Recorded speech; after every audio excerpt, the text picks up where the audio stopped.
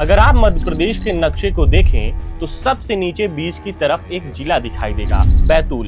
यही एक छोटी सी नगर पालिका है, मुल्ताई। 12 जनवरी 1998 की बात है। उस दिन हजारों की संख्या में किसान सड़कों पर थे।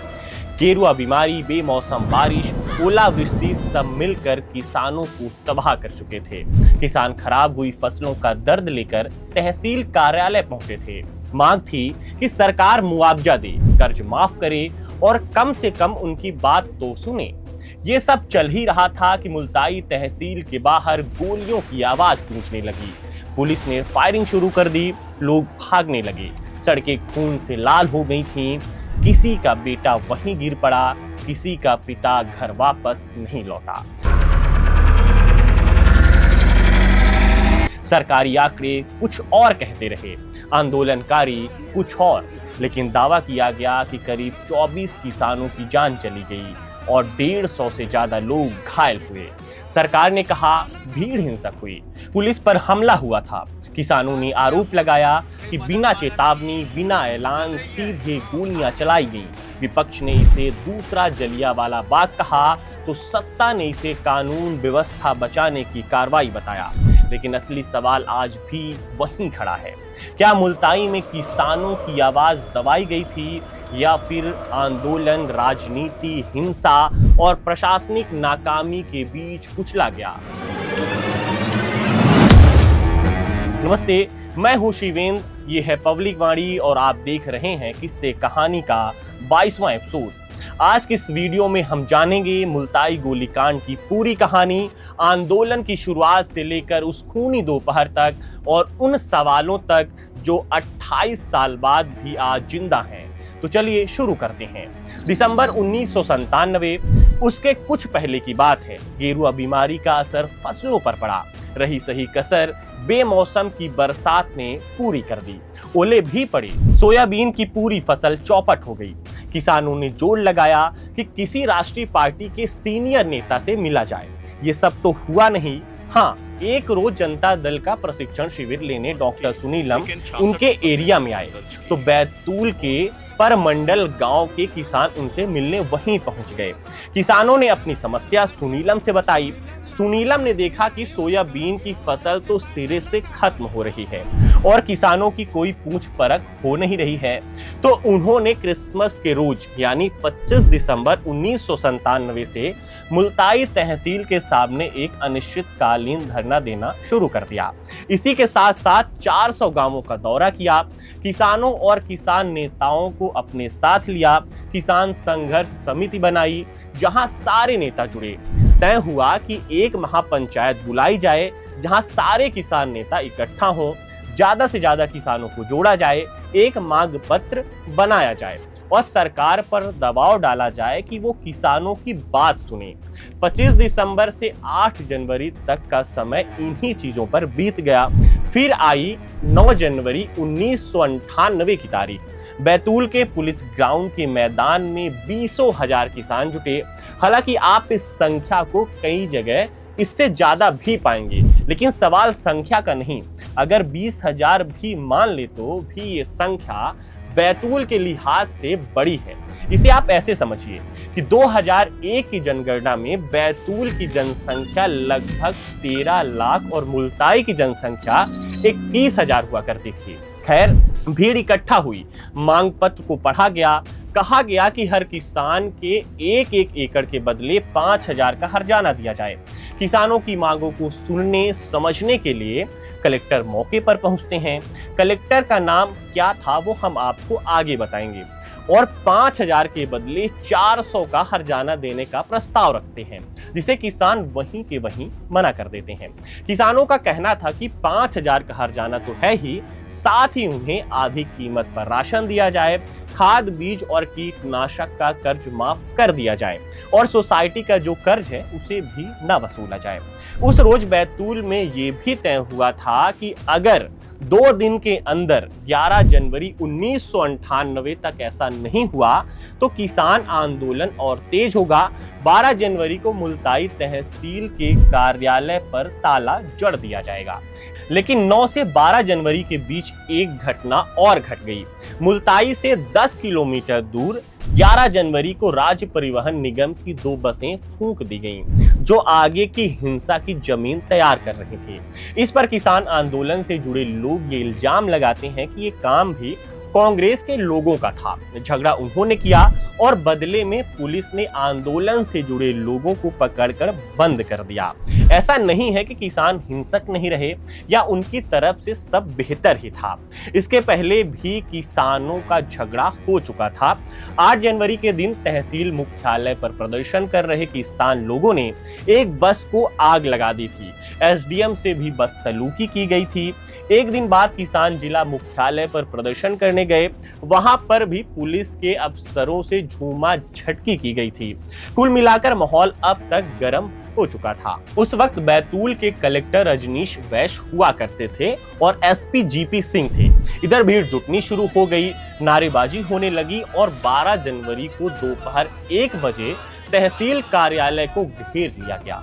किसानों की तरफ से पथराव शुरू हो गया, जिसके बदले में पुलिस ने भी आंसू गैस और लाठीचार्ज शुरू कर दिया। पुलिस पर आरोप लगते हैं कि बिना किसी पूर्व सूचना के या बिना किसी घोषणा के, बिना माइक से लाउड स्पीकर पर आवाज लगाए पुलिस ने फायर खोल दिए। अखबारों और विपक्ष ने इसकी तुलना जलियांवाला बाग हत्याकांड से की। मौके पर ही 17 लोग मारे गए, जिनमें एक स्कूली बच्चा भी था। क्रिकेट खेलकर घर लौट रहे कुछ लड़के भी इस हमले में घायल हुए। मरने वालों का आखिरी आंकड़ा 24 क्लेम किया गया और लगभग 150 से ज्यादा लोग इस दिन घायल हुए थे। भीड़ के हमले में बैतूल नगर पालिका के फायर ब्रिगेड का ड्राइवर भी मारा गया, जिसे लोगों ने पीट पीट कर मार डाला था। उस समय राज्य में सरकार कांग्रेस की थी, मुख्यमंत्री दिग्विजय सिंह थे। जिस वक्त मुल्ताई में गोलीकांड हो रहा था, उसी समय झाबुआ में दिग्विजय सिंह कांग्रेस के लिए चुनाव प्रचार की शुरुआत कर रहे थे। उस रोज हुई गड़बड़ की एक वजह और बताई जाती है। उसी दिन काशीराम की सभा भी थी, जिसके कारण प्रशासन का ध्यान भटका हुआ था। कुछ लोगों ने ये क्लेम भी किया कि काशीराम की रैली से लौट रहे लोगों ने पुलिस की तरफ पत्थर फेंके, जिसके बाद पुलिस तहसील के पास जुट गई और आंसू गैस की स्थिति बन गई। पुलिस पर आरोप तो ये भी लगते हैं कि जब गोलीबारी हुई और बचे हुए घायलों को पास के अस्पताल में इलाज के लिए भर्ती कराया गया, तब पुलिस ने वहां अस्पताल में घुसकर लोगों को मारा। किसानों के इस आंदोलन का नेतृत्व कर रहे सुनीलम एक निजी चैनल को दिए इंटरव्यू में उस दिन की घटना को याद कर बताते हैं कि उस रोज मुल्ताई गुड़ बाजार के आसपास अफरा तफरी का माहौल था। थाने के सामने गोदी में छोटा सा बच्चा लेकर बाड़े गांव की एक महिला, जिसके सिर से खून बह रहा था, उसने बताया कि तहसील पर पुलिस वाले पत्थर और गोली चला रहे हैं। मैं सीधे मुल्ताई थाने गया। थाना प्रभारी ने कहा कि आज हम तुम्हारी नेतागिरी खत्म कर देंगे। मुझे कुछ समझ नहीं आया। सब कुछ पुलिस प्रशासन की जानकारी में शांतिपूर्ण तरीके से हो रहा था। हम मुल्ताई तहसील कार्यालय की ओर बढ़े। बस स्टैंड के सामने पहुंचे तो हमने पुलिस को गोलियां चलाते देखा। मैं जीप के बोनट पर खड़ा हुआ, लाउड स्पीकर से बार बार चिल्ला रहा था कि गोली चलाना बंद करो, किसान शांतिपूर्ण आंदोलन कर रहे हैं। तभी अचानक मेरे आसपास खड़े 2 साथी जमीन पर गिर पड़े। मेरी नजर तहसील कार्यालय की खिड़की पर पड़ी, जहां मैंने तत्कालीन पुलिस अधीक्षक जीपी सिंह को गोली चलाते देखा। मैं समझ गया कि मुझे जान से मारने का इरादा है। गलती से बगल के 2 साथियों को गोली लग गई है। मैं बोनट से कूद गया और साथियों की मदद से गोलीकांड में घायल साथियों को जीप में बिठाया। डॉक्टर सुनीलम ने बताया कि हम 50 मीटर की दूरी पर स्थित सरकारी अस्पताल में गए। अस्पताल के सभी कमरे खचाखच भरे हुए थे। बाहर से गोलियों की आवाज आ रही थी। पुलिस अस्पताल में भी गोली चला रही थी। शहर में कर्फ्यू लगा दिया गया था। मैंने सभी साथियों को कमरे से निकालकर जबरदस्ती गांव भिजवा दिया। शाम होते होते मेरे अस्पताल में होने की खबर प्रशासन को लग गई। सुनीलम की माने तो ज्यों ही रात हुई, एसपी और कलेक्टर ने सुनीलम को गिरफ्तार कर हवालात ले गए। कपड़े उतरवा कर पीटना शुरू कर दिया और ये सिलसिला अगले 36 घंटे तक चला। जो भी पुलिस वाला आता बेहोशी की हालत में पीटना शुरू कर देता। सुनीलम कहते हैं कि अगले दिन रात को मुझे पारेगांव रोड पर ले जाया गया और बंदूक के साथ झाड़ियों में बेहोशी की हालत में फेंक दिया गया। फोटो खींचे गए, तभी आपस में पुलिस अधिकारी झगड़ने लगे, कहने लगे कि इसने 24 किसानों को मारवा दिया है, यह हमें भी मरवा देगा, आजी साहब खुद आकर एनकाउंटर करें। इसके अगले दिन सुनीलम को कोर्ट में पेश किया गया और सुनीलम को जेल भेज दिया गया। अब एक बार फिर लौटते हैं उसी 12 जनवरी 1998 के दिन। प्रशासन ने शुरुआत में मारे गए लोगों की संख्या सिर्फ 7 बताई थी और कहा कि 50 पुलिस वालों के साथ लगभग 56 गांव वाले घायल हुए हैं। ये भी कहा गया कि मौके पर लगभग 10,000 लोग इकट्ठा थे। उस घटना के बाद पूर्व मुख्यमंत्री सुंदरलाल पटवा मुख्यमंत्री निवास के सामने एक दिन के निर्जल मौन उपवास पर बैठ गए। फिर उपवास को बढ़ाया और आमरण अनशन में बदल दिया। लेकिन 19 जनवरी आते आते आमरण अनशन भी आता जाता रहा। यहाँ ध्यान रखा जाए कि यही सारे नेता 15 दिन से चल रहे इस आंदोलन को पूछने तक नहीं आए थे, जिसके कारण इन पर आरोप लगा कि ये मौतों से पॉलिटिकल माइलेज लेने की कोशिश कर रहे हैं। बीजेपी ने भी ताजा छिंदवाड़ा लोकसभा का चुनाव जीता था। किसानों के बहाने वो भी बैतूल, जबलपुर और होशंगाबाद जैसी सीटों को लगे हाथ साधना चाहती थी। बाद के सालों में एमपी के राज्यपाल रहे बलराम जाखड़, जो तब पूर्व केंद्रीय मंत्री की हैसियत से कांग्रेस हाईकमान के बनाए जांच दल में मुल्ताई गए थे, लौटे तो बताया कि गलती प्रशासन की थी। नतीजा ये हुआ कि दिग्विजय सरकार ने कलेक्टर रजनीश वैस और एसपी जीपी सिंह को हटा दिया। प्रशासनिक जांच के फौरी आदेश भी दे दिए गए। हालांकि किसानों के मामले में सरकार का स्टैंड तब भी वैसा ही ढुलमुल रहा। कहा गया कि किसान जो मांगे रख रहे हैं वो पूरी नहीं हो सकती है, क्योंकि सरकार के वश में नहीं है। तब केंद्रीय वित्त मंत्री पी चिदम्बरम हुआ करते थे। कुल जमा दिग्विजय सरकार ना गोलीकांड की जिम्मेदारी ली, ना किसानों की मदद कर रही थी, ना कोई राहत राशि देने के मूड में नजर आ रही थी। लोग इस बात से भी भड़के हुए थे जो बैतूल कलेक्टर ने पहले कभी अपनी रिपोर्ट में कही थी।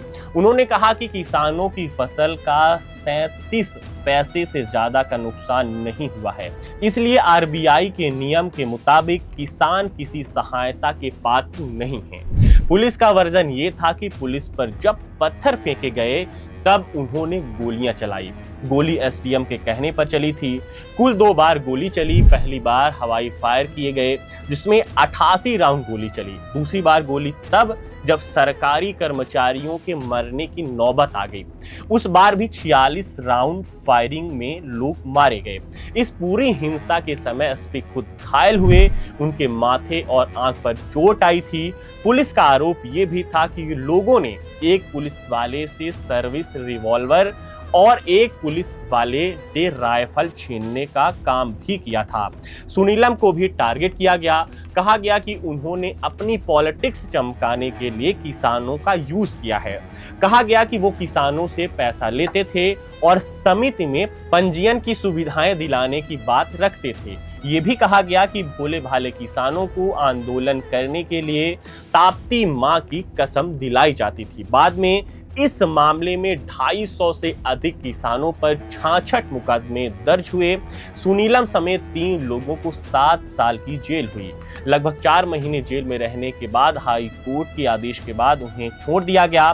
तब के मुख्यमंत्री दिग्विजय सिंह ने इस घटना के 24 बरस बाद यानी कि 2022 में फिट इंडिया मूवमेंट के तहत मुंबई में आयोजित नफरतो भारत छोड़ो अभियान के दौरान इस मामले में खेद जताया था। इस कार्यक्रम में डॉक्टर सुनीलम भी मौजूद थे।